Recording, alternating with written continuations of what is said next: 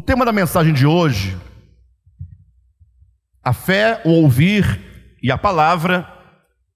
Para quem já leu bastante a Escritura, deve saber que é um tema inspirado em Romanos capítulo 10, versículo 17, quando diz que a fé, ela vem pelo ouvir, e o ouvir pela palavra de Cristo, né? Segundo a versão revista e corrigida. Se você ler na revista atualizada, vai ser: a fé vem pela pregação e a pregação pela palavra de Deus. Mas o sentido é o mesmo no final.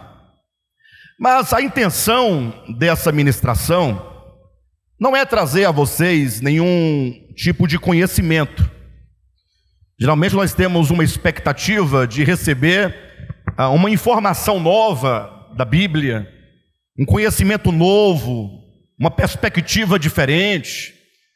Basicamente, a maioria dos cristãos de hoje em dia, aqueles que têm ainda algum interesse pela Escritura, é de caçadores de doutrinas, caçadores de verdades bíblicas, né? Caçadores de conhecimento, que é sempre uma inovação. Puxa, hoje eu ouvi uma coisa bacana, eu não tinha parado para pensar por esse ângulo. E aí sim nós vamos sempre em busca da aquisição de conhecimento. Ora, isso é bom, né? Tem o seu lado positivo. Nós também precisamos de compreender muitas coisas. Entretanto, há um problema que nós precisamos tratar.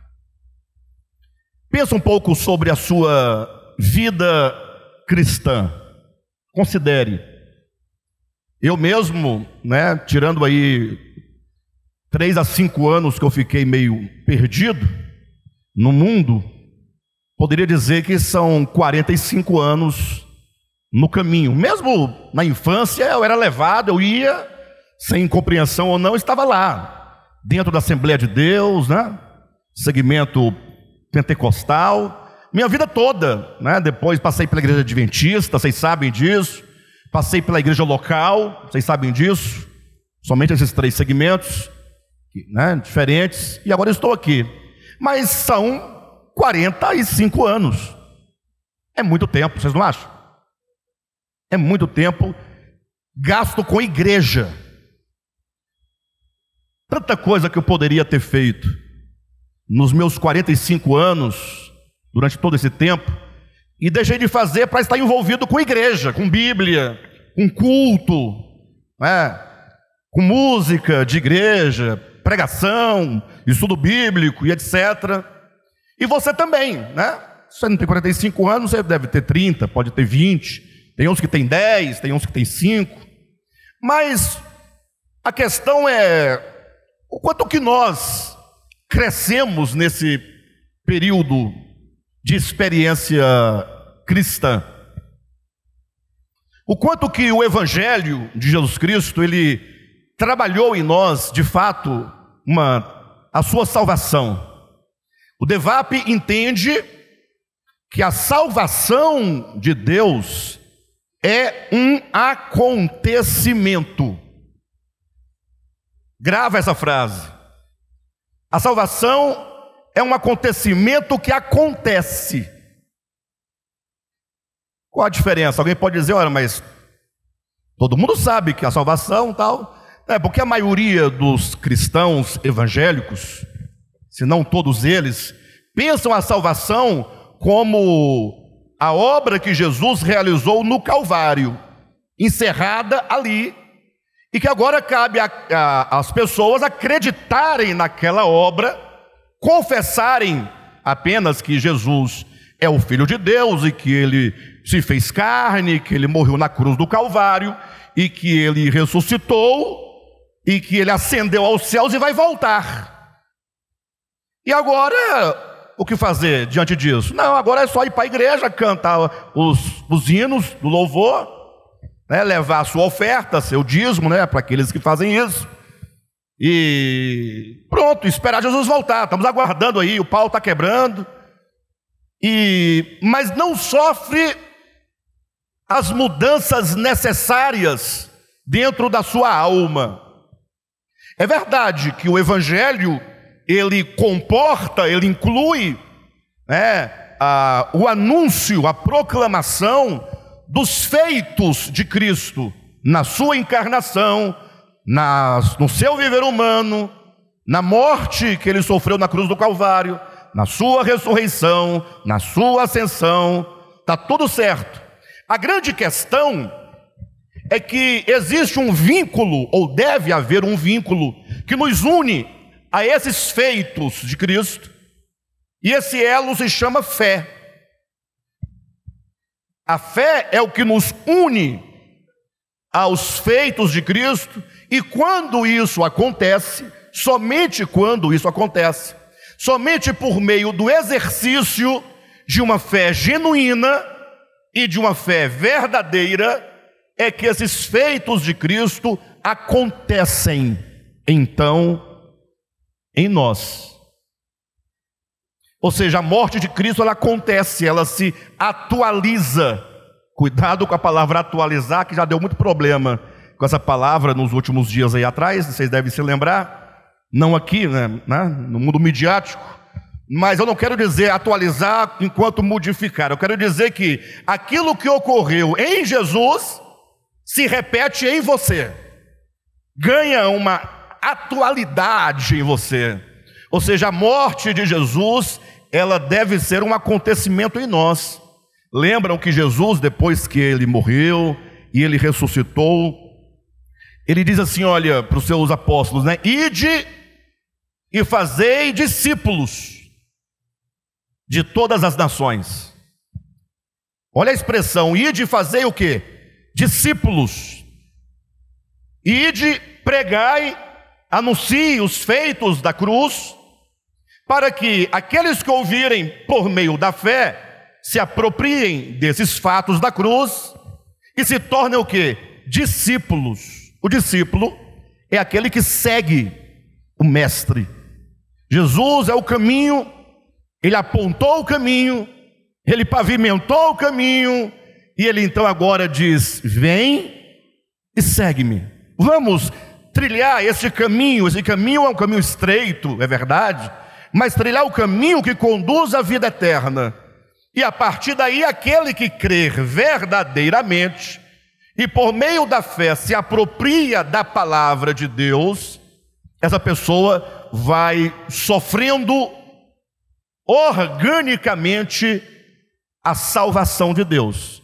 Ela vai experimentando a salvação ela vai acontecendo dia a dia. O Espírito Santo, ele nos toma pelas mãos, e em cada situação, cada circunstância, cada momento, ele vai nos ensinando, ele vai nos moldando, ele vai nos transformando, e assim a salvação se torna em nós um acontecimento, ela está acontecendo.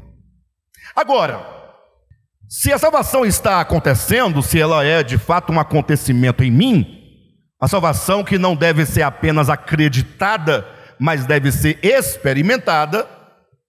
Voltando aqui ao ponto inicial, se eu tenho 45 anos nesse caminho, logo a ideia é de que eu já estou saturado dessa salvação. Ou pelo menos, teoricamente, seria essa ideia, sim ou não? O Zita tem quantos anos? 50 e lá vai pedrada. 57 anos no Evangelho. Nunca saiu fora. Já? Nunca saiu fora. Imagina só que coisa extraordinária. Lá dentro, tocando contrabaixo, pau quebrando e tal. Poxa, 57 anos é muito tempo, sim ou não? Olha para a sua experiência, e aí surge uma questão, aqui uma pergunta. Eu, mesmo olhando para mim, a pergunta tem que ser feita. Se são 45 anos para mim, se são 57 para o Z, se é 30 para você, 15, não importa.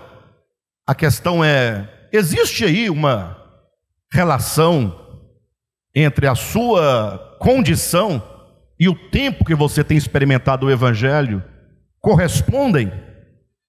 Imagina só uma criança que quando nasce, ela é cheia de necessidades, porque ela não sabe ir ao banheiro, onde ela está, ela faz as coisinhas dela, não faz? E aí o papai vai lá, tem que limpar, um aninho, tá tudo certo. 1 ano e meio, a mãe já quer tirar a fraldinha, está na hora de começar a ensinar. Minha mãe me colocou no pinico, eu tinha 6 meses. A coluna não estava nem firme ainda, e minha mãe segurando, é aí que faz, é aí. E dando beliscão na costela da gente. Depois cresce com prisão de ventre, não sabe por quê, trauma. Trauma. A Silvia sabe. 6 meses a Silvia estava lá no piniquinho, ela dando beliscão na costela dela.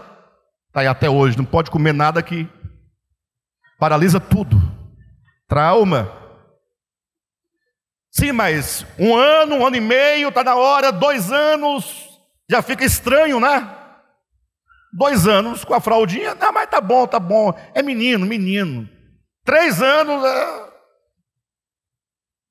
3 anos fica complicado, não fica, Josué, ou não? Ou estou enganado? 4 anos, 5 anos, 6 anos. Você, às vezes, com 30 anos, fazendo coisa de menino. Não é estranho? Não seria de se preocupar? Os pais têm que se preocupar se a criança está com 15 anos e não consegue resolver as coisas básicas da sua vida. Tem um problema aí, ó. Aí para isso tem o quê? Tem os médicos, né? Tem os psicanalistas, tem psicólogo, psiquiatra, tem remedinho para resolver a vida do indivíduo. Tem que buscar uma solução. E na vida cristã? Puxa, 45 anos no Evangelho, né? Já era para ser quase um papa. A ideia, vocês estão entendendo? Mas não. Ou seja, existe um problema, e eu não quero transmitir conhecimento, eu quero conversar com os irmãos. Eu preciso transmitir a minha preocupação que eu tenho primeiramente comigo, e em segundo lugar com a igreja. Afinal, vocês têm que saber das coisas que estão acontecendo, para você poder tomar uma decisão, se você quer ou não quer, se você gosta ou não gosta, se você segue ou não segue. Porque no último dia, o que importa para mim, em primeiro lugar, é que ninguém diga ao Senhor, não sabia. Mas, e cadê o pastor Alexandre que não ensinou? Não, ele foi negligente. Não, aí não dá. Aí não dá. Então eu preciso conversar com os irmãos e tentar apontar onde está o problema. A Escritura claramente nos mostra onde está o problema. E eu parto de um fundamento. Paulo declara em Romanos capítulo 1, salvo engano, versículo 17, ele diz: porque o Evangelho é o poder de Deus para a salvação de todo aquele que crer. Vocês acreditam nisso? Pois aqui está alguém que acredita profundamente. O Evangelho, ele é o quê? Ele é o poder de Deus. Não é o poder do homem, não é a sabedoria humana, não são doutrinas humanas, não são dogmas, nada disso. O Evangelho é o poder de Deus. Ora, é Deus poderosamente agindo dentro do homem a fim de salvá-lo. A fé é o poder de Deus para a salvação de todo aquele que crer. Essa palavra crer não tem na Bíblia, tá, irmãos? Só tem na sua e na minha também. Porque nossa Bíblia é uma tradução. E por ser uma tradução, ela começa a partir ali do latim até chegar no português. Deu esse crer aí, que dá um sentido fraco, anêmico de acreditar. Acreditar, não. A palavra grega o Evangelho é o poder de Deus para a salvação de todo aquele que tem fé em Jesus. E fé é algo mais forte do que o crer. crer, de acreditar em alguma coisa. A fé é do Espírito. A fé não é da mente, não é da lógica. A fé é um atributo do espírito humano, portanto é divina, que Deus nos deu, está aí em você. A única coisa em nós capaz de nos mover, de nos arrancar da condição em que nós nos encontramos. Eu digo isso porque eu tenho visto ultimamente muitas pessoas, mesmo daqui do DEVAP, cria daqui, e outras pessoas também mais distantes, com profundos problemas, angustiados, enfraquecidos, desistindo, morrendo, e aí pedem socorro, né? E eu quero ser bem honesto para todos vocês, eu me sinto totalmente impotente diante da fraqueza dos irmãos, da minha também, de todo mundo, quando eu não consigo fazer nada. Eu posso orar, um conselho, uma palavra, uma direção, mas a vida é da pessoa. Pessoas que estão sendo tragadas por problemas, por angústias, por pecados. E eu pergunto, e onde está então o poder de Deus? Se é que nós pregamos o Evangelho, e o Evangelho é o poder de Deus para a salvação de todo o que crê, eu quero essa salvação acontecendo. Ou não? Nós temos que ter esse brio, essa garra, mas temos que levar a sério. Temos que descobrir onde é que está o problema. Onde é que está o problema? O Nivaldo estava aí com um veículo, estava com um problema, né? O carro perdendo força. Quem já teve um carro assim? Acho que todo mundo já teve, né?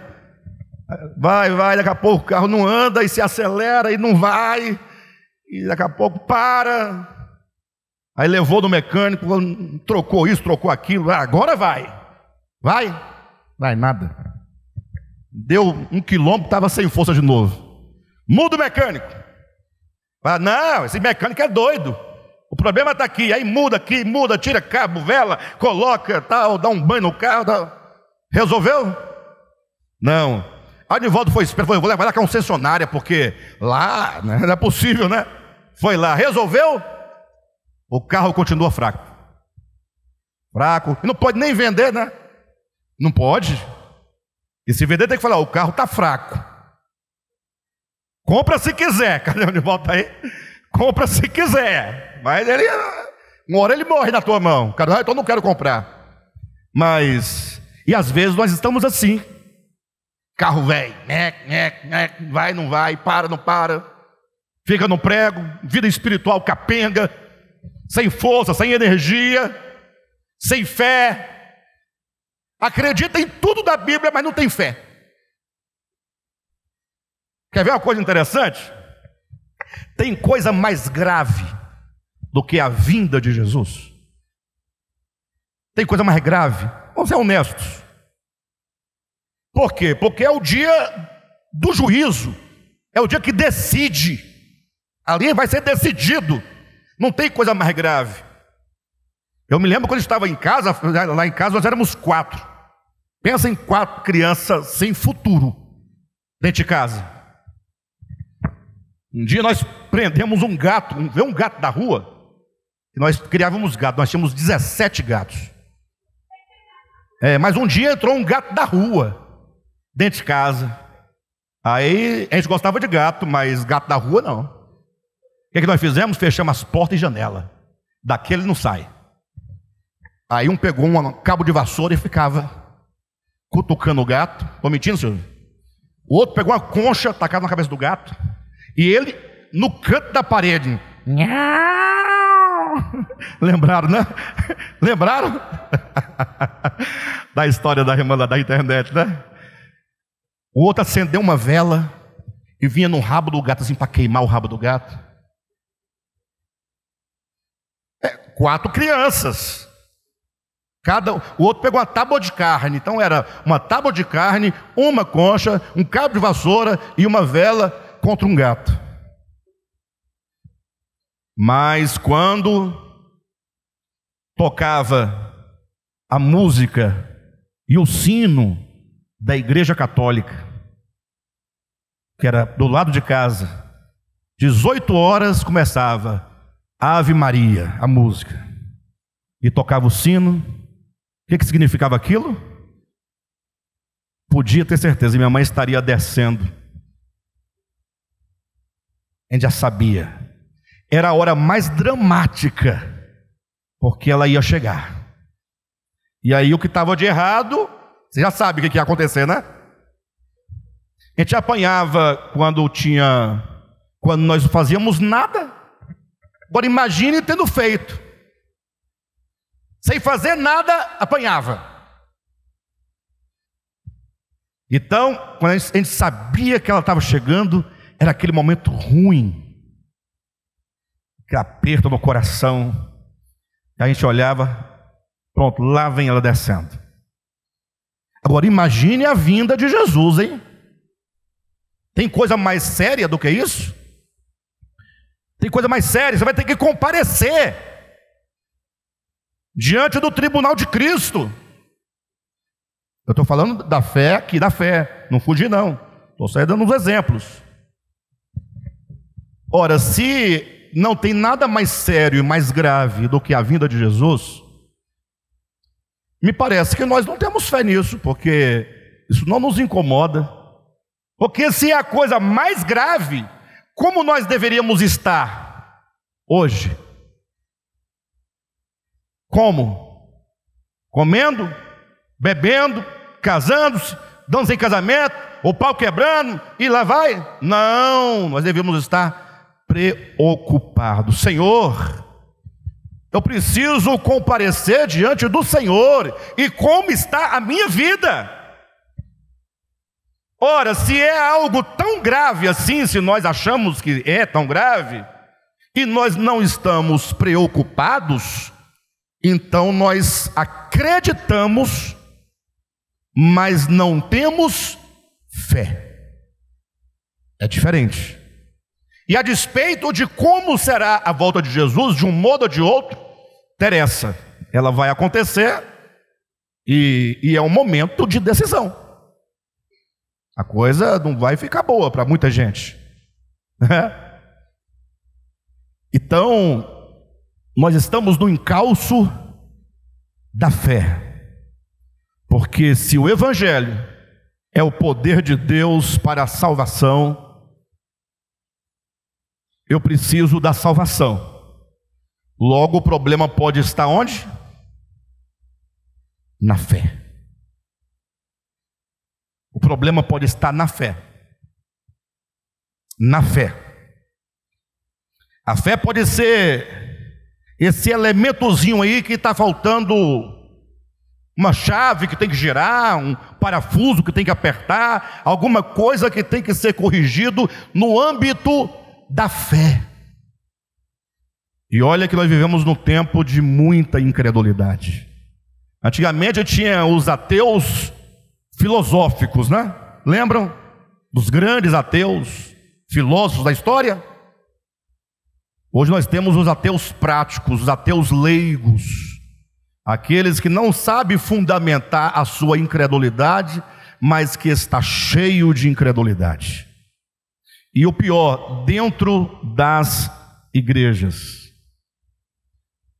Dentro das igrejas. Antigamente, quem tinha esses problemas era músico de igreja, chamado os levitas. Já ouviram? Aqueles que levitam 1,5 metro, até 2 metros já vi levitando, né? Músico, antigamente todo mundo sabia que os sem futuros eram os músicos. Músico, cantor de igreja, ia lá, tocava e vazava. Aqui não acontece isso, graças a Deus. Nosso ministério não tem esse problema, os músicos não saem lá para fora, eles ficam sempre aqui dentro, ouvindo a palavra, comendo a palavra, ali jejuando em oração. Mas o tempo dos músicos passaram, e hoje em dia não precisa ser músico para ser assim, tonto, despercebido, desatento, desinteressado. Hoje em dia a gente vai e vem dos cultos e reuniões, sem muita preocupação. Parece que a palavra não entra, parece que ela não se fundamenta, parece que ela não cria raízes. Então, existe um problema no âmbito da fé. Abra sua Bíblia em Romanos capítulo 10. Vamos olhar direitinho aqui. Vou ler a porção aqui, vou dividir a porção em alguns trechos. Espero que o tempo seja suficiente para eu completar essa mensagem. É extremamente importante. Capítulo 10 de Romanos, Paulo trata dessa questão que estamos hoje falando aqui para os irmãos. Lógico, em contextos diferentes, mas a essência vai dar no mesmo lugar. Capítulo 10 de Romanos, versículo... Eu vou começar do 9. Do 9, tá bom? Você pode ler depois todo o capítulo, lembrando que o contexto é diferente. O nosso contexto é um, o de Paulo aqui é outro, mas nós vamos nos até o princípio, tá bom? Olha o que diz aí, ó. A partir do 9. Se com a tua boca confessares Jesus como Senhor, e em teu coração creres que Deus o ressuscitou dentre os mortos, serás o quê? Salvo. Se com a tua boca, pessoal, me ajuda aqui, tá? Se com a tua boca confessares a Jesus como Senhor, diga: Jesus é o Senhor. A primeira parte está feita, acabou de fazer. E em teu coração creres que Deus o ressuscitou dos mortos. Vocês acreditam nisso? Pronto. Serás o quê? Pronto. Está resolvido. Sim ou não? Está resolvido. Já pode ir embora. Mas vamos continuar. Porque com o coração se crê para a justiça, e com a boca se confessa a respeito da salvação. Porquanto a Escritura diz... Então agora Paulo vai fundamentar o que ele está dizendo. O versículo 9 e o 10 são os paradigmas que Paulo estabelece. Ele estabelece dizendo: olha, se você confessar a Jesus com os seus lábios, e você crer no coração que ele ressuscitou, será salvo. Paulo lança essas verdades assertivas, e são verdades. Só que agora ele tem que fundamentar, dizer de onde ele tirou essa ideia. E aí ele diz no versículo 11: porquanto a Escritura diz... Paulo é um pregador, ele fala e busca o texto bíblico lá do Antigo Testamento, porque a sua época o Novo Testamento ainda estava sendo escrito, e aí ele vai ler na Bíblia onde diz isso. Porquanto a Escritura diz: todo aquele que nele crê não será confundido, pois não há distinção, não importa se você é judeu, se você é grego, uma vez que o mesmo é o Senhor de todos. E ele não somente é Senhor de todos, mas ele é rico para com todos os que o invocam. Ele é rico.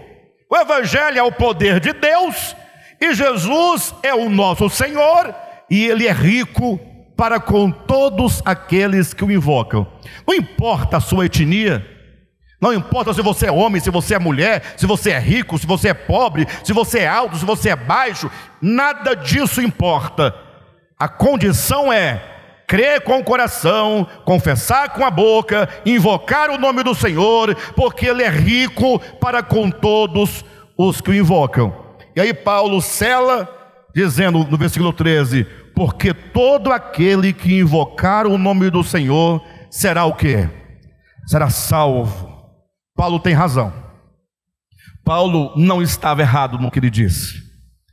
Errados somos nós, que ao lermos suas palavras não entendemos, não é? Ao lermos essas palavras, nós tiramos essas palavras do âmbito no qual devem ser compreendidas e colocamos no âmbito do dogma. O que é o âmbito do dogma? É quando você aprende: olha, se alguém confessar com a boca o nome dele, está salvo. Você embrulhou aquilo num pacote fechado. Eu me recordo que há muitos anos, não é? Nós pregávamos muito essa porção, né? Invocar o nome do Senhor será salvo, invocar será salvo, invocar será salvo. E aí nós éramos orientados a levar as pessoas a invocar o nome do Senhor. Nós temos que levar as pessoas a invocar. Então a gente falava assim para as pessoas: diga comigo, ó Senhor Jesus, ó Senhor Jesus. Pronto. Eu me recordo que um dia nós entramos num lugar, estávamos eu e mais algumas pessoas, e tinha um irmão, era novo convertido, bem novinho, né?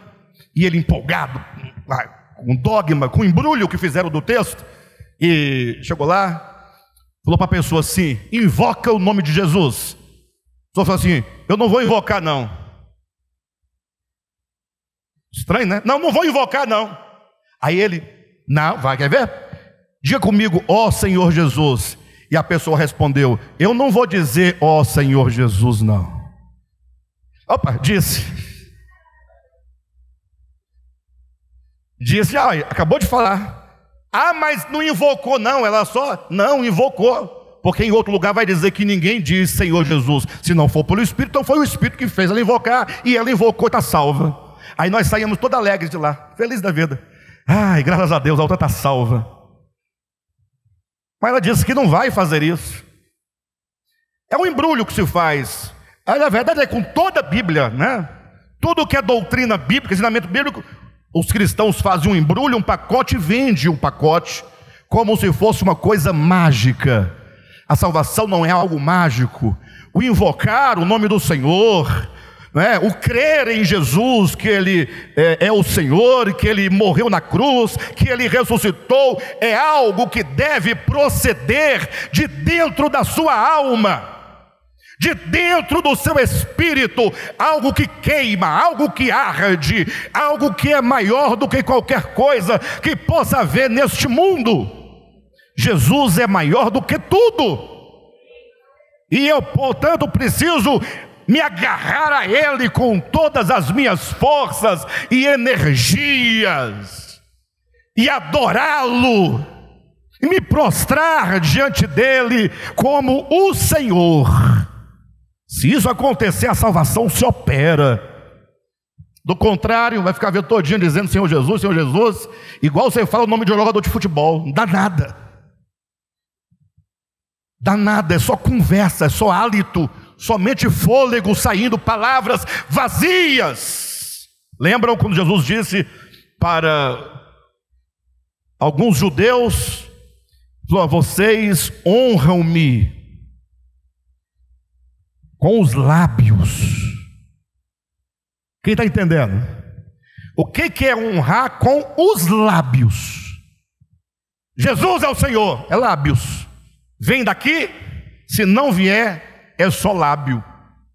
Glória a Deus, se não vem daqui, é só lábio. Pode falar em línguas estranhas, dá nada. Você sabe que você falava em línguas estranhas e falava mal das pessoas.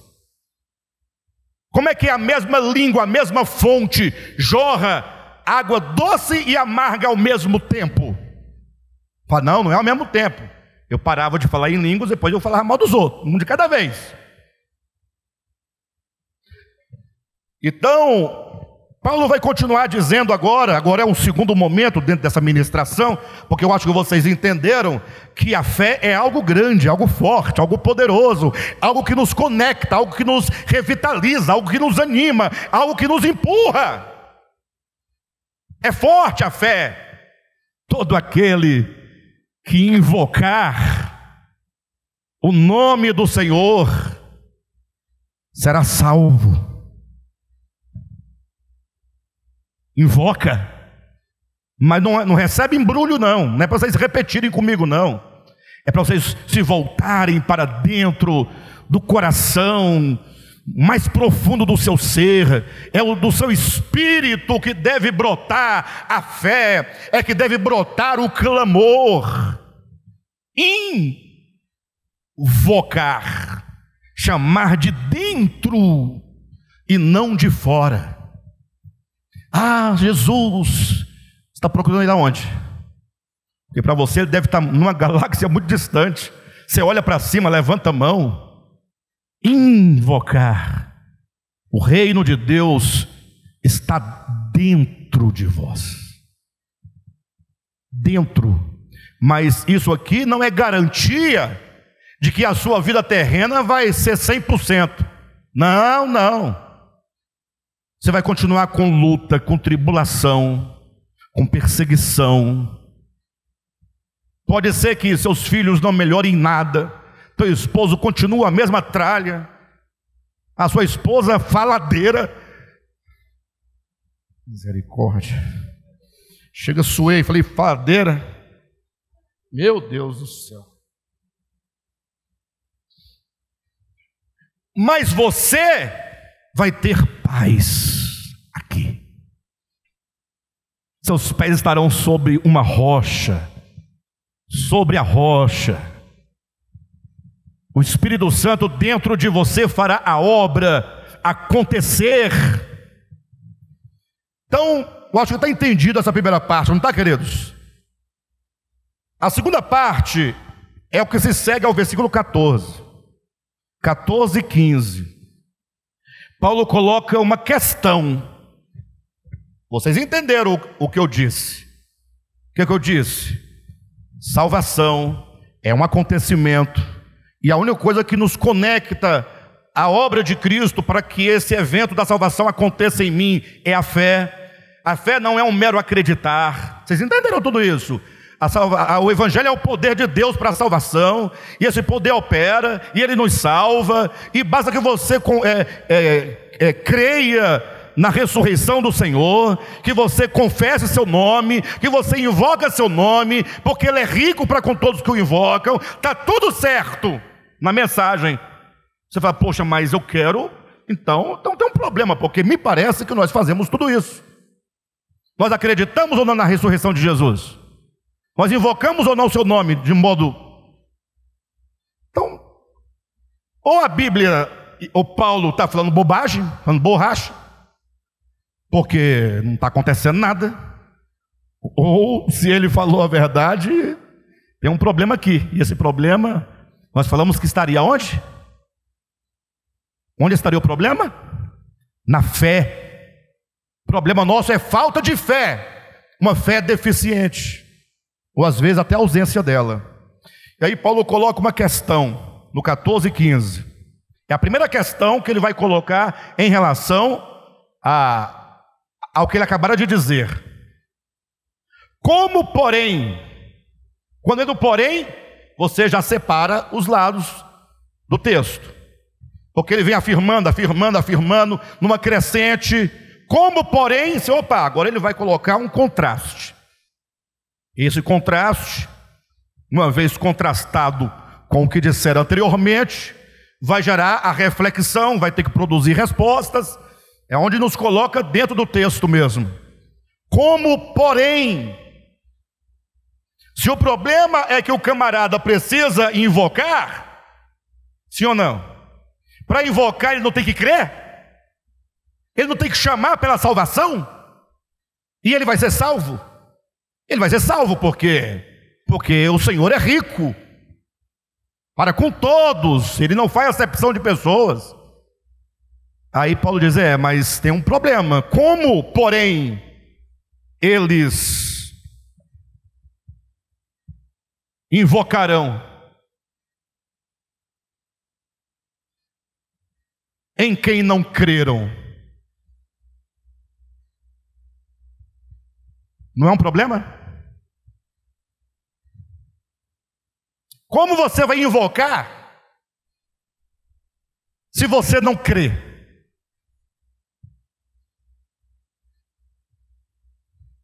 Não pode ser esse o problema? Você muitas vezes gritou, Jesus! Mas foi só um impulso religioso. Te mandaram fazer, você, tá bom, vamos ver, tal. Mas falta algo. Como invocarão em quem não creram? E como crerão naquele de quem nada ouviram? Esse problema nós não temos, nós estamos ouvindo muito. Queridos, O que nós temos ouvido? E essa pergunta não é para o Devap, necessariamente. É para crente do século 21, em qualquer lugar do mundo. O que nós temos ouvido? A mensagem de Cristo? Ou nós temos ouvido mensagens, mas mensagens que dizem respeito a qualquer coisa? Sabemos mais de Davi do que de Cristo, sabemos mais de Abraão do que de Cristo, sabemos mais de Daniel do que de Cristo, sabemos mais de Moisés do que de Cristo. Tem gente entupido de personagens bíblicos, igreja que todo culto só prega Antigo Testamento, e não é explicando o Antigo, não, é pregando o heroísmo de Josué, como ele foi herói, como ele foi valente, como ele venceu. Isso vai nos enchendo de um euforismo carnal, porque saímos daqui com o peito estufado, achando que nós somos igual Josué. Aí ficamos, Josué. Não é Josué, é Cristo. É Cristo. A igreja só precisa de Cristo e de mais nada. Ah, mas Josué é importante. Poderia ser outro nome. Não é Josué. Josué foi uma engrenagem no tempo pelo qual a revelação passava, mas já passou. Como, porém, invocarão aquele em quem não creram? E como crerão naquele de quem nada ouviram? E como ouvirão se não há quem pregue? Então Paulo vai encadeando situações, e é como que ele dissesse: olha, para alguém invocar verdadeiramente o Cristo, ele precisa crer. É condição necessária. Nós precisamos crer em Jesus. Crer profundamente em Jesus. Ele diz: não tem como crer se alguém não falar de Jesus. Estão entendendo, pessoal? E como alguém vai falar de Jesus se não for enviado? Ele diz: olha, Jesus envia os seus mensageiros, os mensageiros pregam a palavra de Cristo, não é nem a palavra de Deus. Estranho, né? Eu explico para vocês. A palavra de Deus é um termo muito geral, um termo muito amplo. Como nós sabemos que Deus tem trabalhado com a sua palavra, revelando aos homens ao longo de toda a história, e também compreendemos que toda a palavra de Deus que Ele tem trabalhado ao longo da história converge em Jesus, e é em Jesus que a palavra de Deus ganha a maior expressão. Jesus é o ápice, é o cumprimento de todas as coisas ditas nas Escrituras. Então a palavra de Cristo é maior, no sentido da potência que ela carrega, enquanto a realidade de todas as coisas. A palavra de Cristo é a palavra de Deus consumada. É a palavra de Deus que alcançou, o ápice da verdade aos homens. Então Paulo diz: olha, para que essa salvação aconteça, que é o nosso problema da mensagem hoje, é preciso invocar verdadeiramente, e Ele vai te salvar. Agora, primeiro problema: eles não podem invocar se não crerem, não podem crer se não ouvirem, não podem ouvir se alguém não falar. Então, está fechado a corrente. Jesus envia o pregador anuncia a palavra de Cristo, a pessoa então ouve, ouvindo ela crê, crendo ela invoca, invocando é salva. E aí, amém? Alguém diz, seria uma espécie de problema. Só que esse problema, qual seria o problema? Quem sabe? Quando ele diz, não é possível invocar sem crer. Não tem como crer se não ouvir. E não tem como ouvir se não houver quem pregue. Então onde é que está o problema nessa cadeia? Qual o problema que a cadeia aqui está apresentando? O problema estava no invocar? Estava no crer? Estava no ouvir? Estava onde? Tem que ter alguém que fala.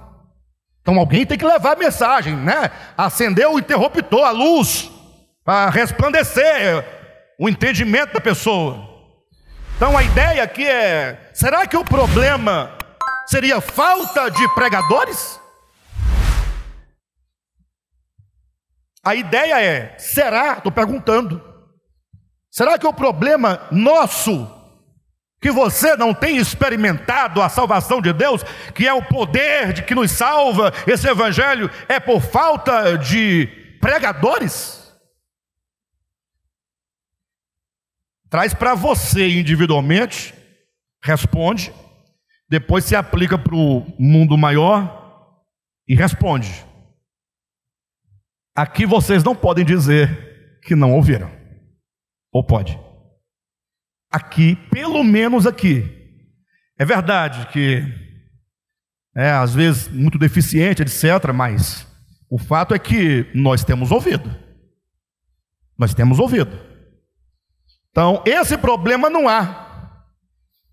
Então, vamos no encalço do problema. Sabe quando o mecânico olha ali, esse problema pode ser vela, viu, Nivaldo? Carro fraco pode ser vela. Cabo. Aí olhou, não, tá tudo bem, os cabos estão bons, as velas estão boas. Bem, então vamos atrás do problema. Então pode ser o quê? Então, se não é o pregador, se não é por falta de palavra, onde está então o problema? Então, Paulo segue, continuando agora a terceira parte, versículo 16. Primeira parte apresentamos a boa nova, a segunda parte um suposto problema, terceira parte, versículo 15, né? E como crerão se não forem enviados? Como está escrito, quão formosos são os pés dos que anunciam coisas boas. Versículo 16. Mas, vocês viram que o porém criou a primeira crise? Nós já falamos. Agora vem um mais. Vai criando uma nova crise. Um novo contraste. Mas, nem todos obedeceram ao Evangelho. Não é isso? Mas nem todos obedeceram ao Evangelho. Ou seja, foi pregado, foi ensinado, foi dito, mas nem todos obedeceram ao Evangelho. Pois Isaías diz: Senhor, quem acreditou em nossa pregação? E esse acreditar aqui, novamente, tem que ser corrigido, tá, amados? Eu vou estar sempre enfatizando isso, porque nós temos um problema, não é de Bíblia, tá? É problema de tradução, de línguas. Então, não existe em português um verbo que corresponda ao substantivo fé. Por não haver, a opção do tradutor é ou criar uma locução, uma frase, né, para dar o sentido que o substantivo tem, ou ele toma uma palavra de empréstimo que se aproxima ao sentido, mas não é bem aquilo. Vou explicar melhor. A palavra fé é um substantivo, sim ou não? Tá, vamos pegar uma outra palavra para vocês entenderem. A palavra amor não é um substantivo? Não é a coisa? O amor, o amor É lindo, o amor. Estamos num substantivo. Agora, coloca esse substantivo em ação, que é o verbo. Coloca aí. Amar. Então veja que a palavra amor tem, o substantivo, tem um verbo que corresponde ao substantivo. Quem tem amor, ama. Ai, como ficou legal. O mesmo com os outros substantivos que vão, né, passando por essa mudança de classe para trazer o sentido da ação. Agora, veja só a diferença. Fé também é um substantivo, não é? Fé. Fé. Isso é língua portuguesa. Coloca a fé em ação, no sentido do verbo. Vamos tornar o substantivo fé num verbo. Quem tem fé faz o quê? Quem tem amor, ama. E quem tem fé? Vocês percebem que não tem a palavra? Não tem a palavra. O problema não está na Bíblia, está na língua. Quem tem fé, aí sempre vem a piada, né? Fede. É só uma piada, mas não tem nenhuma relação. Quem tem fé, fezes. Não rola. É só piada besta. Quem tem fé, fia. Olha. Você percebe que não tem? Aí o que Jerônimo fez? Esse problema, Jerônimo fez a tradução da Bíblia do grego para o latim. Ele encontrou o mesmo problema em latim, não tem essa correspondência, fé e o verbo não tem. Aí ele pegou um outro verbo do latim que se aproxima no sentido, não resolve o problema, mas é parecido. Aí colocou o verbo credere, que no português deu crer, mas não é a palavra correspondente. Então eu vou estar falando isso para os irmãos, porque nós estamos tratando de um problema, e pode ser que nós tenhamos muita crença e pouca fé. Então é dito, mas nem todos obedeceram ao evangelho, pois Isaías diz: Senhor, quem exerceu fé na nossa pregação? A pregação está aí, tem que ter fé, tem que se agarrar, é algo profundo, algo do Espírito. Quem com fé se agarrou às palavras ditas, anunciadas acerca de Jesus? Essa é a questão. Nem todos creram, e não creram, como diz Isaías, versículo 17, e assim, eu pensava que e assim vai trazer um repouso, não traz repouso na leitura, que ele falou, estava aquela crescente da boa nova tal, aí ele criou um porém, depois criou um mais, e assim, dá um descanso, vai trazer uma conclusão, vai nos trazer um sentido de tudo que até então fora dito, e assim a fé vem. A fé vem. Então nós já estamos chegando no ponto. A fé vem. Ela tem que vir. Amém, queridos? Olha para mim. A fé tem que vir. Esse é o segredo. De sorte que a fé é pelo ouvir. Então está resolvido, vocês estão ouvindo? Quem está ouvindo? Com o microfone dessa altura, né, Mendes? Como é que não ouve, né? Como é que não ouve com o microfone tão alto desse? Está resolvido o problema, sim ou não? A fé é pelo ouvir. A fé vem pelo ouvir. A fé vai acontecer quando você ouvir. Quem está ouvindo? Hein? Você está ouvindo ou você está escutando? Tem diferença? Sabe quando você fala com seu filho, o filho não obedece? Ele fala: pai, esse menino me dá ouvidos. Ele escuta a sua voz, mas ele não te dá ouvidos. Porque as palavras não entram dentro dele, não controlam, não sintronizam, não se enraizam. As palavras não criam, não tem poder dentro deles. Entra no ouvido e sai no outro. Lembra quando é dito lá no Apocalipse: quem tem ouvidos, ouça. Você tem ouvido? E por que dizer quem tem ouvido? Será que o texto está dizendo que aqueles que não têm ouvidos estão de fora? Eu só estou me dirigindo àqueles que não têm problema auditivo? Esse é o sentido do texto? Ali está sendo dito para todos que estão escutando. Eu quero saber se você tem ouvidos. Quem tem ouvidos para ouvir? Ou seja, é necessário que haja uma disposição.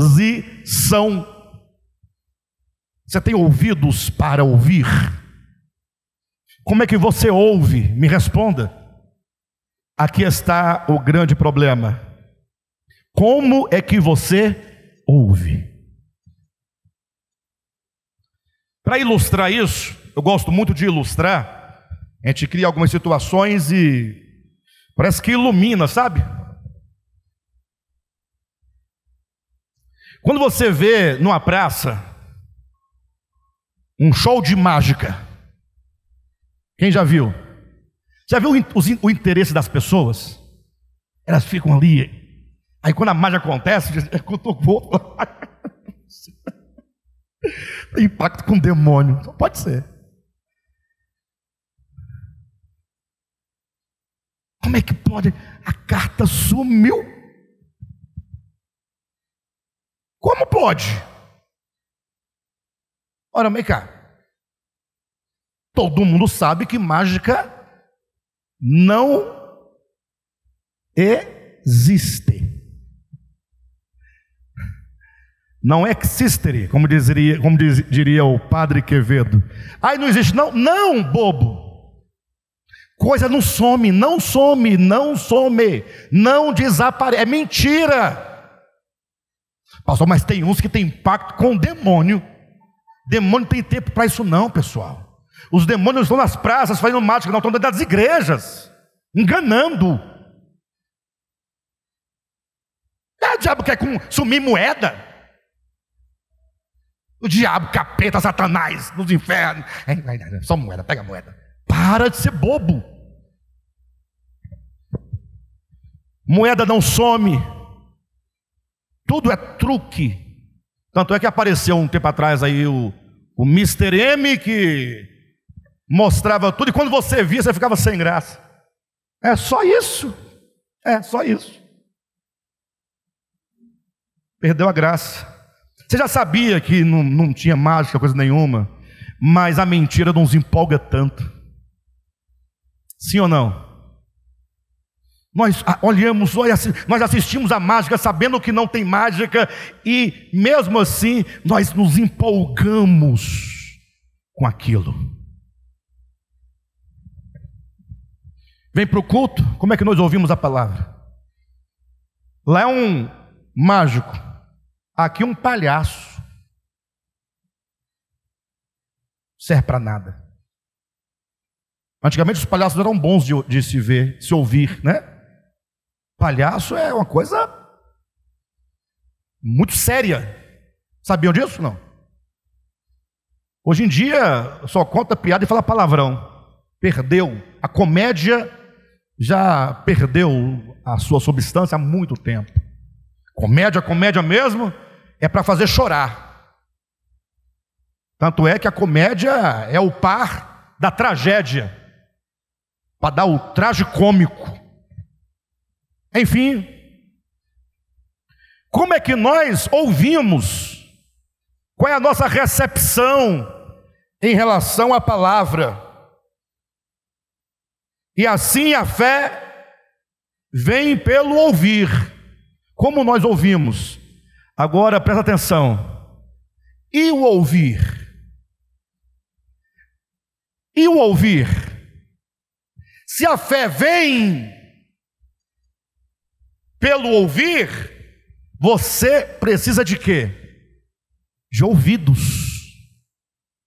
espirituais. Gente, aqui está o segredo. Eu quero esses ouvidos. Como é que eu vou conseguir? Bem, a fé, ela vem pelo ouvir. E o ouvir vem pela palavra. Logo você precisa fazer o quê? Onde é que está a chave final? Se a fé vem pelo ouvir, eu preciso de ouvidos. Como eu vou adquirir ouvidos? Não é pela palavra de Cristo?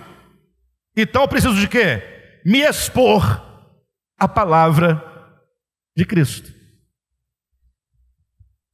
Essa é a saída. Você tem que parar de ir para a igreja. Bem que vem, tem mais ninguém aqui. Vocês não estão entendendo. Esse negócio de ir para a igreja, eu ia falar que era um saco, quase falei.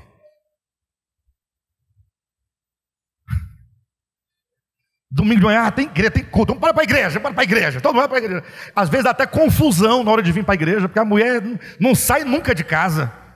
O marido já se arrumou, e ela está lá ainda, colando o cílio. Eu falei, meu bem, Deus te deu cílios, para que colar? Aí vem para a igreja, daqui a pouco está o cílio pendurado, ó. Colando unha, daqui a pouco a unha está assim para cima, ó. Estava num casamento uma vez, e eu procurei a Jane, eu sempre, gente, cadê a Jane, pelo amor de Deus? Foi no banheiro, não encontra a Jane, quando foi ver, sabe onde é que ela estava? Debaixo da mesa de salgado. Fazendo o quê? Procurando a unha. A Jane, minha esposa, procurando a... Meu bem, eu estou procurando... Eu perdi a unha. Fala baixo. Estão rindo? Isso é trágico. Bem, quando eu disse parar de ir para a igreja, é esse sentido dogmático, esse embrulho que fizeram. Tem que ir para a igreja, tem que... Não é isso, queridos. Nós precisamos de ter comunhão. Ter comunhão é outra coisa. Tem até uma piada, né, uma charada. Por que o cachorro entrou na igreja? Essa piada é muito significativa. Quem sabe a resposta? É porque a porta estava aberta. Quem quer dizer isso? Que desde que a porta esteja aberta, até cachorro entra. Ou seja, banalizou tudo.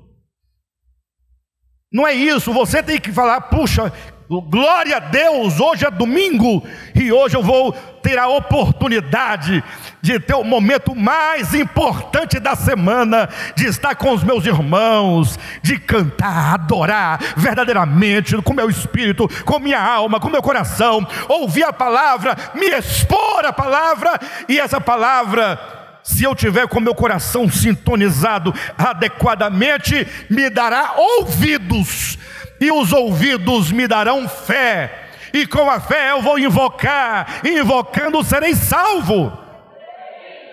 É isso.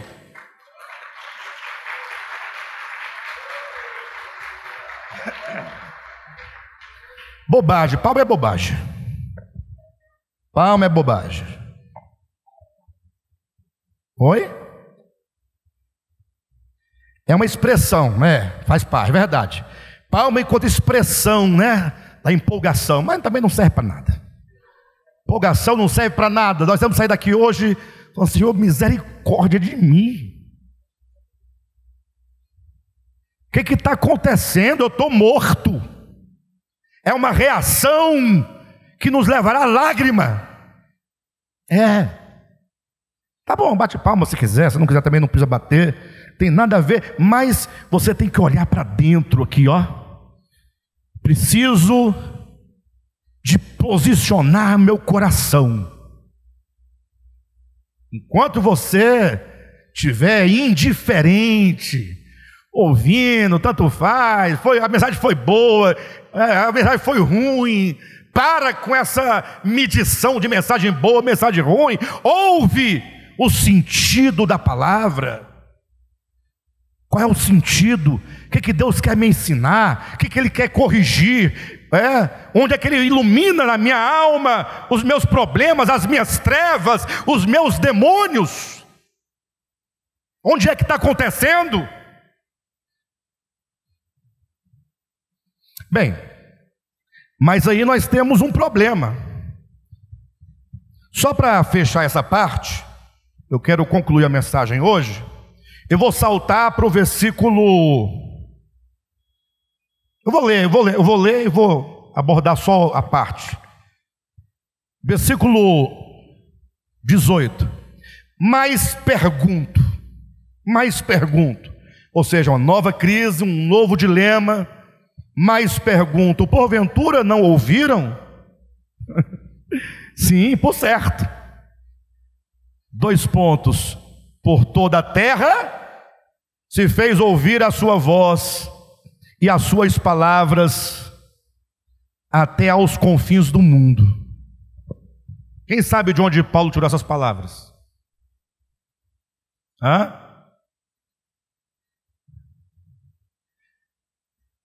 Por certo. Eu lhe pergunto, porventura não ouviram? Sim. 2 pontos. Ouviram. Paulo está dizendo, ouviram. Eles ouviram. 2 pontos. Paulo, de onde vem a tua certeza? Ele diz, olha, está aí, ó. Por toda a terra. Quem crê nisso? Por toda a terra? Os aborígenes lá da Austrália estão na terra? Por toda a terra. Os indígenas brasileiros estão na terra? Quando Paulo disse isso, podia ser que tivesse índios aqui à época, né? Indígenas. Por toda a terra se fez ouvir a sua voz. A voz. Por toda a terra, por toda a terra, por toda a terra. Toda a terra, onde houver um palmo de terra, a voz se faz ouvir lá. Achou aí, né, onde está escrito? Salmo 19. E qual que é o segredo do Salmo 19? Começa lá a recitar do versículo 1, Pedrão. Os céus, estrelas, sol, lua, os céus não cobrem toda a terra? Os céus proclamam a glória de Deus. E o firmamento?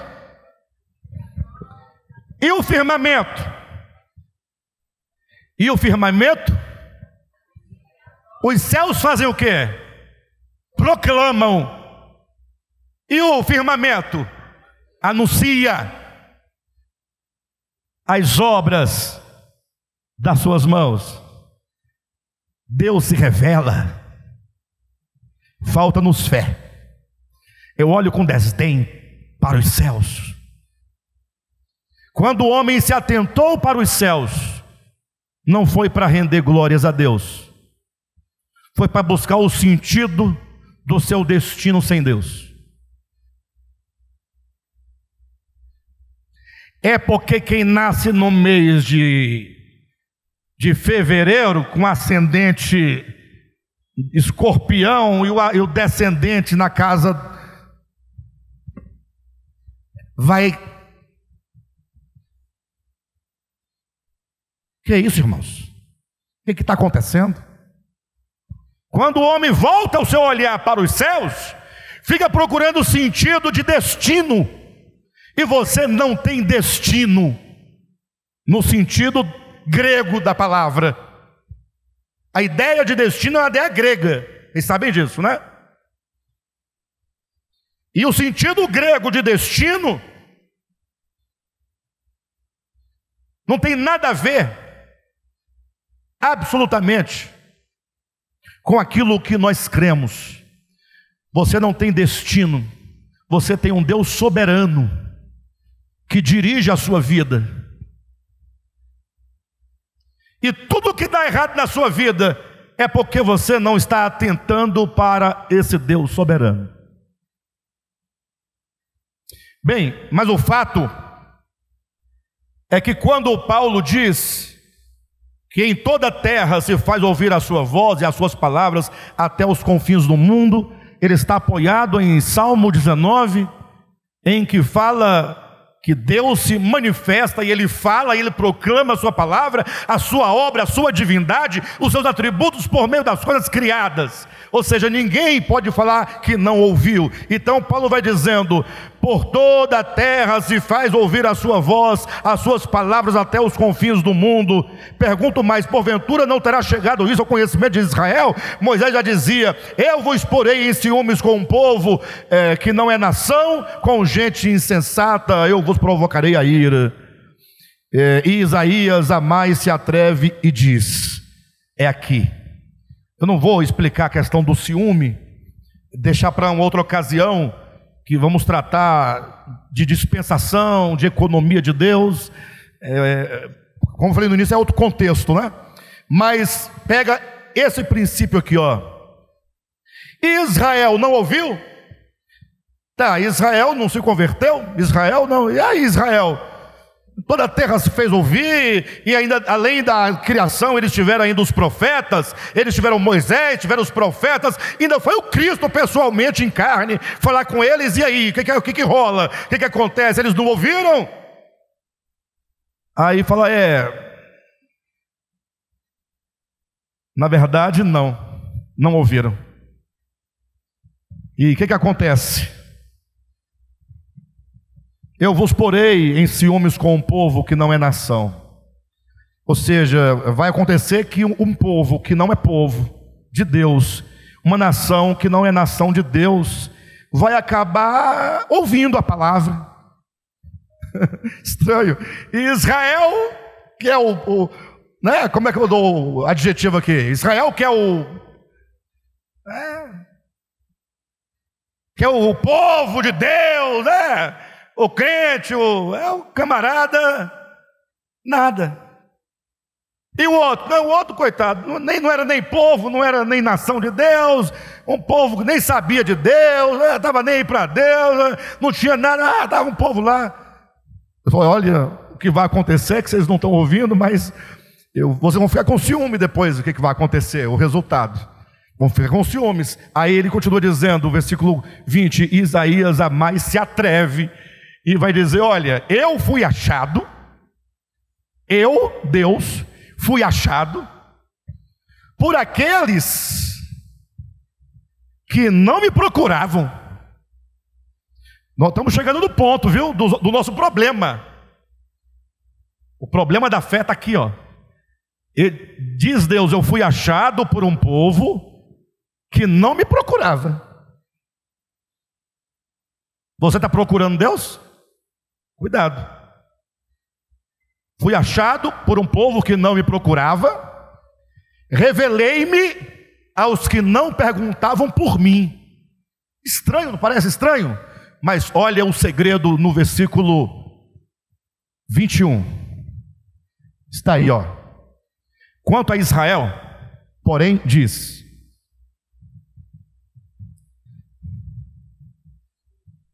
olha, estão vendo?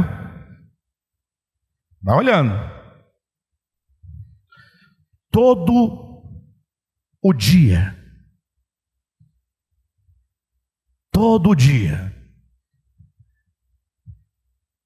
eu estendia as minhas mãos a um povo rebelde e contradizente.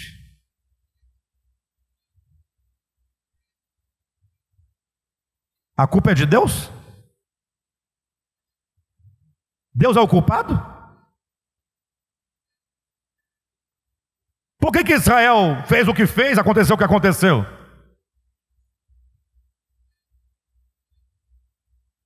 Deus deixou alguma coisa faltar? Por que deu no que deu? Porque o povo tinha um coração rebelde e contradizente. O problema está onde? No coração. É aí que está o problema. É aí. O problema está no coração. Bem, Essa seria a primeira parte da mensagem, mas vai ficar a mensagem toda aqui. Eu não vou dar sequência na próxima semana, não. Na verdade, não ia desenvolver muita coisa. Eu ia para Mateus 13, que seria o segundo texto que eu ia tratar, e ia encerrar com a leitura de um pequeno texto referente a Tomás de Aquino. Mas como os irmãos estão cansados, vamos parar por aqui. Espero que essas palavras nos advirtam, ou tenham nos advertido, sobre olhar aqui para dentro, tá? Vá para casa hoje, você está tão assim que você nem vai almoçar hoje. É o verdadeiro jejum. Todo dia, mas não, você pode me falar sobre o jejum? Eu já falei 1 milhão de vezes, mas o povo não está problema? Não ouve. Só quer saber de quê? Uma coisa nova, um ensinamento. Onde está escrito? Está o grego, o hebraico. Nunca deu nada a ninguém. Nunca. É aqui dentro, ó. É simples. É o coração aqui que acontece. Não resolveu aqui? Você pode saber todas as teologias do mundo. Eu vou ler o texto do Tomás de Aquino para encerrar. Eu não vou para Mateus 13, mas vou para o texto do Tomás de Aquino. Pode? Estou encerrando. É um textinho, 6 linhas, 5 linhas. Cadê? Aí. Um textinho de alguém comentando sobre a concepção de Tomás de Aquino acerca de teologia. Eu não sou contra a teologia, tá, queridos? Não sou, inclusive ensino. Mas vocês sabem que a nossa mudança do ponto de vista teológico para o orgânico está exatamente na busca do coração. Vocês sabem disso, né? E vocês sabem também que o maior teólogo da história foi Tomás de Aquino. Vocês sabem disso, né? Ele é o camarada que fez todo o fechamento e o encerramento da doutrina cristã ocidental. Ele é o ápice da construção doutrinária, que começa com Paulo, passa por Santo Agostinho e se plenifica em São Tomás de Aquino. O que tem a ver a teologia com o assunto? Foi como nós começamos a mensagem hoje. Eu disse que não traria novidade. Vamos falar do coração. Mas nós queremos o que mesmo? Uma frase de efeito. Queremos o que mesmo? Um texto interpretado às revessas. Agora ficou bacana, rapaz. Você viu, Pedrão, agora? Olha aqui como é que ficou agora a leitura do texto, tal. Aí passa a vida todinha discutindo, brigando, fecha a igreja, abre a igreja, briga com o pastor, multiplica essa igreja igual multiplica rato, tal. Todo mundo indo para o inferno em nome de Deus. Não, para, vamos respirar. Então a teologia, em certo sentido, ela é boa, mas noutro, se você tivê-la como... Se você a tiver como o fim, te atrapalha. Tomás, que é o Santo Tomás de Aquino, Tomás sabe. Por falar em Tomás sabe, eu dizia que vocês sabem que Tomás de Aquino foi o camarada, né? Top de linha. Depois que ele escreveu tudo, que todo mundo falou, agora a igreja está segura, porque já tem toda a doutrina. Aí já estava velhinho, cansado, está para morrer, e aí ele falou antes de morrer assim, olha, eu quero deixar registrado uma última coisa depois de tudo que eu ensinei e escrevi. Anota, porque é muito importante, né? Porque afinal o cara é o cara, é o Tomás de Aquino.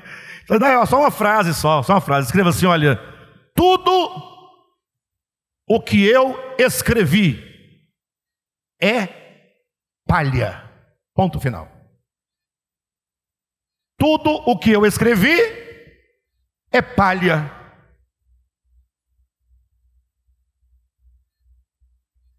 Por isso aqui, ó. Tomás sabe bem que a precisão e a objetividade da verdadeira teologia, aí você para a sua leitura e entenda, Tomás sabe que a precisão e a objetividade, ou seja, uma teologia tem que ser precisa, tem que ter um objetivo claro, só que ele diz que é a objetividade e a precisão da verdadeira teologia, e quando ele coloca verdadeira teologia, é porque há de se ter as falsas teologias, sim ou não? Mas referindo-se à verdadeira, ele sabe que a precisão e a objetividade da verdadeira teologia só tem um fim em vista. Pessoal, já estou encerrando. Só tem um fim em vista. Qual que é o propósito, o fim da verdadeira teologia? Arrancar o homem. Arrancar o homem. Por que arrancar? Porque esse homem tem raízes profundas, prendendo-o. Então, a teologia verdadeira tem por fim arrancar o homem da claridade fácil da sua existência. Claridade fácil.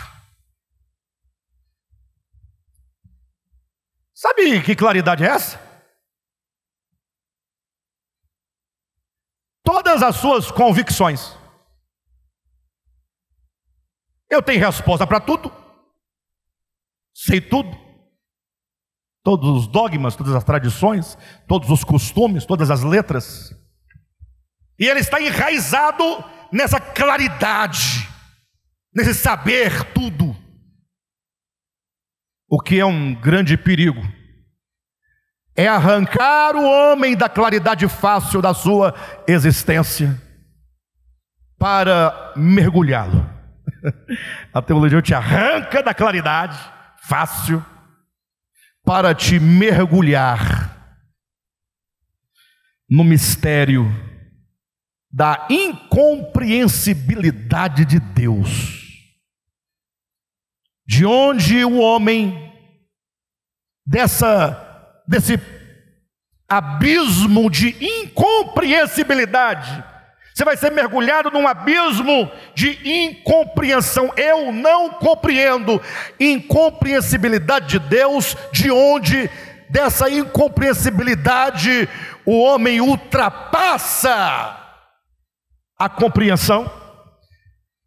É um estado de alma, de espírito, de coração, que ultrapassou a compreensão. Afinal, ele está mergulhado num abismo de incompreensão, porque Deus é tão vasto, Deus é tão grande, Deus não pode ser medido, Deus não pode ser explicado, Deus não pode ser nomeado, Deus não pode, porque tudo que você pensar sobre Deus estará corrompendo a sua natureza. Deus é fantástico, Deus está para além da compreensão humana, Ele habita em luz inacessível. Esse Deus bendito que está para além de qualquer compreensão humana. Você fala, e como é que eu faço diante de tudo isso? Ora, somente quando você está extasiado diante da grandeza incomensurável desse Deus bendito, é que você pode adorá-lo. Aí, tentando explicar para uns amigos essa adoração, eu criei a seguinte metáfora que eu estou encerrando. Eu não sei se vocês já tiveram uma experiência de estar apaixonado profundamente por alguém. Geralmente na adolescência, que o homem vai ficando mais maduro, vai ficando mais safado, mais sem vergonha, porque a paixão do adolescente é pura. Ele fica ali, extasiado. Quando se apaixona por a moça, E ele vê, aí ele vai tentar descrever seus sentimentos, ele vai escrever um poema. Ele começa assim: a deusa, ele chama de deusa. E ele não está mentindo, não. Ele vê um ser divino. A pessoa extremamente apaixonada, ela está fora de si. E aí ela vê uma deusa que não fede. Quando fede, ele vai, alfazema. A paixão dá nome trocado a tudo. E aí a pessoa fica ali extasiado, adorando, né? Ali sem palavras para se referir a tudo que vê, a tudo que sente. Todo mundo fala: meu filho, toma cuidado, você não está vendo, está todo mundo vendo. A pessoa não vê. Êxtase. Aí começa a namorar, aí vai. Aí casa, o primeiro ano é um fogo violento, daqui, tá todo lado, do jeito, pau quebra. Um furacão. 5 anos. Começa a olhar direito. Começa a perceber que não é bem assim as coisas. 10 anos de casado. Hélio, para tá feio. Você sabe, né? O que estou falando? Você entende? Não, o Hélio. Você entende, né? 30 anos de casado. Se eu não fiz, eu estou fazendo agora 30 anos de casado. Falar igual o Gilvan fala sempre, né? Quando faltar a fé, fica a responsabilidade. Acabou a fé, fica com a responsabilidade. Não abre mão, não. Isso aí ele servindo a irmão de igreja daqui. Irmão. Pastor, faltou a fé, tem que ter compromisso. O Gilvan é muito responsável, né? Então, 30 anos de casado, aí a pessoa olha assim bem. Cadê o ser divino? Cadê o espanto diante da beleza? Cadê a beleza? Cadê o êxtase? Não tem mais. Tornou-se um ser comum. Uma pessoa que caga.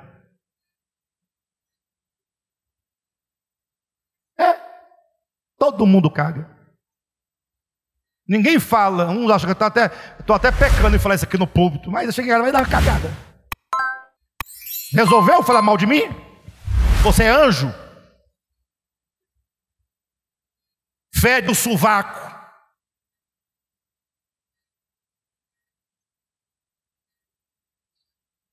Roupa íntima, que no início era coisa maravilhosa, fica só os trem velho no varal. Esquisito. Chega, tá duro. Acabou tudo. Agora, cadê aquele êxtase? Não tem mais. Agora é ser humano. Pronto. Em relação a Deus, é mais ou menos isso ao inverso. Temos que chegar ao estágio do êxtase.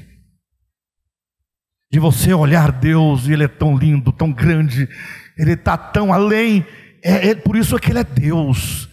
Então eu adoro, não é quando eu venho cantar com os irmãos, aqui também eu adoro, mas a adoração é toda hora. Quando você olha, você se espanta, que Deus grandioso, que Deus poderoso, olha o dom da vida, olha a misericórdia, olha a graça, olha o alimento. Você consegue ver o poder de Deus, os atributos de Deus, a divindade em tudo que existe, e você então só pode falar: Jesus é o Senhor, glória a Deus, que maravilha. Você não está mais preocupado com coisinha de antes da grande tribulação, no meio da grande tribulação, depois da tribulação. É o mesotribulacionista, é o para de bobagem. Depois você se preocupa com isso. Primeiro aqui, primeiro aqui. Nós invertemos, né? Vamos voltando. Aqui, ó. Vamos acionar essa chave da fé, do Espírito, e vai dar certo. Tá bom? Perdoe-me ter passado esses minutos. Que Deus os abençoe ricamente.